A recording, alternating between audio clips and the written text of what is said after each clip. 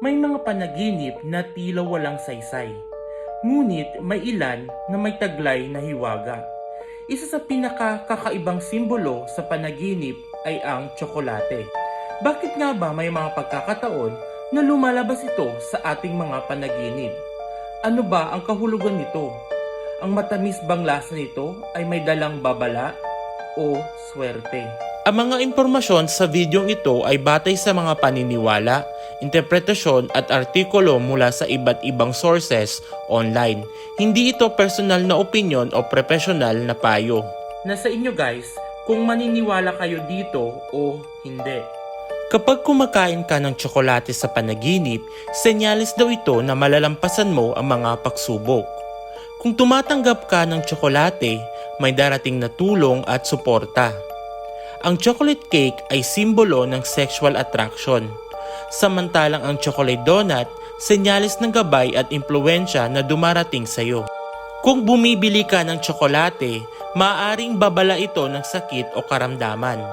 Ang chocolate bars, paalala na kailangan mo magbigay ng pansin. Kapag gumagawa ka ng tsokolate, tanda ito na may proyekto kang sisimulan. Ngunit ang puting chocolate, indikasyon na baka mababa ang tingin mo sa sarili mo. At ang chocolate milk, simbolo na ikaw ay nangangailangan ng atensyon. Kung nagbebenta ka ng tsokolate, ito raw ay tanda ng nakatagong damdamin, maaaring positibo o negatibo. Pero kung nagnanakaw ka ng tsokolate, bantay-bantayan dahil maaari itong magpahiwatig ng pagtataksil o lihim na relasyon.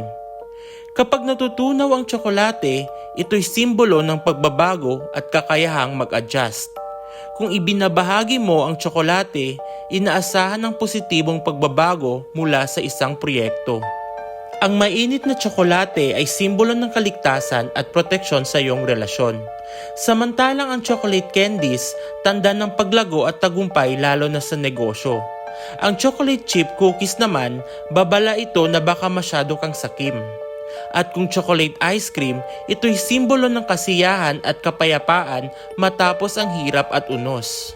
Kaya kung muling lumitaw ang tsokolate sa iyong panaginip, tandaan mo, baka hindi ito basta matamis na ilusyon lamang. Maaaring may nakatagong mensahe na naghihintay para sa iyo.